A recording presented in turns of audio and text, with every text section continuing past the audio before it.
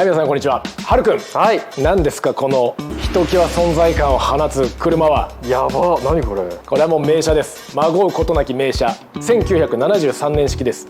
BMW3.0CS。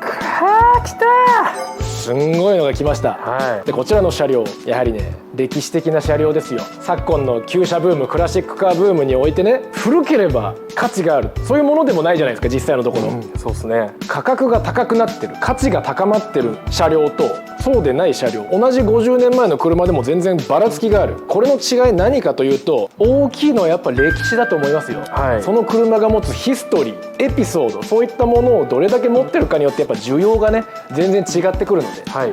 ロマン、エピソードを持つ車ですよ。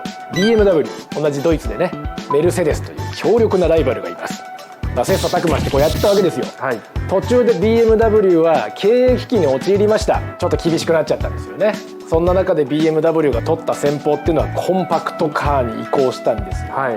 1500cc、2000cc あたりの中型車ノイエクラッセというモデルをデビューさせて、それが商業的にね成功しました。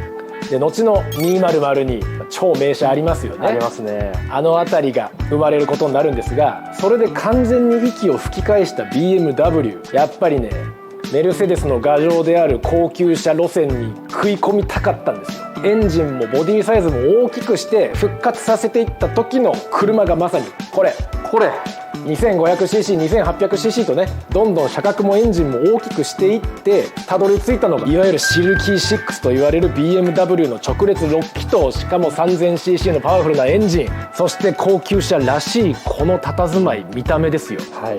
めちゃめちゃかっこいいよね。かっこよすぎる。渋い。そんな歴史背景も相まってどえらい価格が。本日撮影時点でカーセンサーもチェックしましたけどね、5台出てました。5台横断ばっかで、プライスが載ってるやつでも最安値で1100万円、最も高い個体で2600万円。そんなんなるとやばいっすね。でこうやって旧車専門店をやっていてね、はるくん、はい。我々も思いますよ。不当な値段の釣り上げは良くないなと、なんかその価値に見合わないべらぼうな価格設定をしてしまってね、で釣られて他の車屋さんたちもそれに近い金額をつけてだんだんと相場上がっちゃうみたいな価格操作みたいなの、これ良くないですよね。はい。で良くないっていう意見もあちこちでこう出てます。それはね事実だと思います。私も相場は下がってほしい。この車種に関してやはりね、いやそら高くなるわというものもあるんですよ。はい。今回その紹介もさせていただこうかなと思います。1000万超えてくるような車がどういう理由でそうなっているのか、はい。もう単純に車屋さんのさじ加減でポコンと設定してるわけではないんだよという、そういう個体も存在しているということをですね、ぜひ視聴者の皆さんにも知っていただくいい機会かなと思います。よろしくお願いします。よろしくお願いします。なぜかというとですね、これクラシカらしい個体なんですよ。はい。仕入れた時色シルバーでした。はい。で今ご覧の通りもうシルバーの面影すらないよね。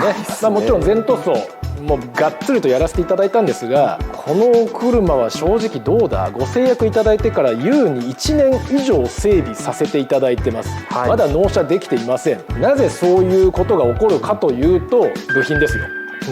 とにかく部品が手に入らないし、一個一個が入手困難、そして高いで、整備する箇所が本当に多い。なのでとりあえず乗れる状態にしてくれればいいよというパターンであればもうちょっと早く納車できるんですが、もうびっしり仕上げたい、安心のコンディションで納車してほしいというね、そういう場合には整備を細部に至るまでしっかりやる必要があります、はい。この個体に関してはどこを整備したっけな、逆にねどこを整備してないんだっていうのをそっち探す方が難しいぐらい全部やりまくってます。外装は見ての通りです。全塗装、ただ上からペイント乗っけたわけではないです。もうサビを落として下地を作って処理した後はしっかりねペイントが均等に乗るように形を成形して時間をかけて下地作りが一番重要ですからね、はい。これでようやく色が乗って、今作業中なので内張りとかついてないですけどね、こういった裏側細部に至るまでしっかりと塗り込まれています、素晴らしい。せっかくだから内装も見ていただきましょうか。そうですね。で内装もご覧の通りですね、しっかりとシートもリペアされていて、ダッシュボードもまあ綺麗です。これも全てやり直してます。はい。そして足回り、もちろん全て交換しては、ショックもそうだしブレーキ周りもそうだし、いわゆるレストアという作業をしっかりと施してます。はい。すぐ前に目をやるとメッキのバンパー、これがねクラシカルな見た目を演出してくれていて、旧車には必要不可欠なんですが、仕入れた時はもっとね汚かった。はい。だからバンパーガチャッと外して再メッキですよね。素晴らしい。で帰ってきたらご覧の輝きを取り戻す名車にふさわしい仕上がりになっております。そしてエンジンルームに目をやると、こちらももうほんと全てですよね。そうですね。エンジンオーバーホール、キャブレターオーバーホール、マスターシリンダーも全てやり直してます。1973年の個体でありながら、本当新車に近しいコンディションにやはりなってますね。はい。インシュレーター超綺麗ですね。これね。で肝心のエンジン状態はどうかというと、せっかくなのでエンジンかけましょう。お願いします。はい、エンジンかけますよ。おお。もうご覧の通りのコンディションです。ちなみにはるくん、はい。こまごましたところですが、はいよいしょ、フューエルキャップ、これも新品。マジっすか。やはりね、こだわり始めるともうキリがないんですよ。はいキリがないことをねしっかりやる個体、そういうものも存在するわけです。我々でね部品を購入しますが、購入した部品もちろんリストにまとめてあります。はい。この個体に関してはね、ちょっとざっとお見せしますけど、もう多すぎて読み上げる気にもならない。マジ。これだけじゃないですからね、マジっすか2枚目もありますからね。うーわ。でしかもこれ全世界から取り寄せてます、はい日本だけじゃ見つからないので、ヨーロッパのここにはあったとかそれはあるんですよ、なので輸送費もやはり高いです、高いけど高いから諦めるっていうんじゃなくて、そうせざるを得ないのでね、はいオーストリアにしかないならオーストリアから輸送してもらうしかないんですよ。はい。そんなこんなを繰り返しながらやることをやってます。はいほんとね、読み上げられないねこれは15分ぐらいかかっちゃうよでこれはもうお客様にご制約いただいたお客様の車両なので、はい個人情報もあるのであんまりね具体的な数字は申し上げられないんですけど、はいざっと部品代だけで400-500万いってます。ざっとね部品だけで。部品だけで部品原価だけで、うん取り付け工賃入ってないです、はい取り付け工賃入ってないんだよあと全塗装代入ってないです。うわ。単純な部品の購入代だけで、いやそれを聞くとね、いやもっとうまく安く部品買えよというね意見飛んでくるかもしれないですけど、それははっきり申し上げます。大きな間違い。はい。やれるものならやってごらんなさいと言いたくなるねそれだけあの手この手でねやってます。最善を尽くしてます。はい。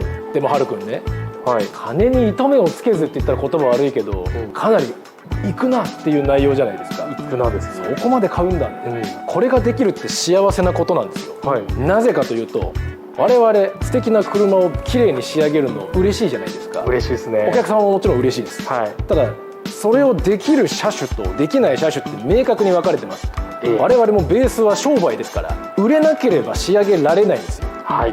どんな車も本気を出せばきれいにできますよ。はい。お客様からもね買い取り依頼とかでずっと大切にしてきた本当に思い入れのある車両だと、これをクラシカさんピカピカにして販売してくれませんかってあったかい声をねよくいただくんです。はい。現実問題がね立ちはだかるんですよ。じゃあそれピカピカにしたらいくらで売れるんだろうって、はい。ピカピカにするのにレストアするのにまあ300万かかるとしましょう。だったらその車仕上げれば500万円で売れるのかなと。売れないんですよ。はい。車種によるんです。冒頭申し上げたようにこれだけのエピソードと希少価値需要があるこの 3.0CS であれば1000万超えても欲しい人がいるんですよ。はい。なら我々はそれに向かって全力でこうやってうん百万という単位の部品を買って仕上げられるんです。はい。これ幸せなことですよね。幸せですね。本当はねどの車もピカピカにしたいんですよ。はい。ただピカピカに物理的にできる車っていうのは限られてるんだよね。それを考えると本当ねお客様の要望を聞ける、部品を探してなんとか調達できるこの車の魅力に助けられてると思います、それを聞いた上でこの BMW3.0CS1000 万超えが不当な価格かというと全くそんなことはないね、部品でこれだけかかってるのねそうっすね。でまた面白いのがさ本当にないんですよ、この年代のヨーロッパ車の部品ってね本当に出ないことがあります、トランクも綺麗にね内張りもレストアされてて本当に素敵な状態なんですがここにねおや、ウェザーストリップですね、はいゴム部品、もう何でもないただのゴムですよ。そうですね。これもねレストアする過程でもちろんガラス外しますよね。はい。ガラス外すということは周りのゴムも外すんですよ、はい。でこういったゴム部品、車にはね必ず必要なゴム部品があります。これがないと雨びしょびしょ入ってきちゃうからね。そうですね。空気も入ってくるし、ガラスを外してゴム外したら同じの使えなかったりするんです。だったらじゃあ新しいゴム使えばいいじゃん、はい。思いますよね。思いますね。ないんですよ。同じ形のウェザーストリップがもうほんと全然手に入らない、はい。じゃあ作ってもらえばいいじゃんと思いますよね、はい。作ってもらったんですけど、はい。はるくんこちらはい。片側です。片側。左側が来て、はい右側今待ってます、あ、待ってます。はい。ゴム部品はい。作ってもらいました。10万。10万。これ10万するんですよ。左側。このゴム左だけで、マジ。右は右で10万だから左右のウェザーストリップ交換するのに20万。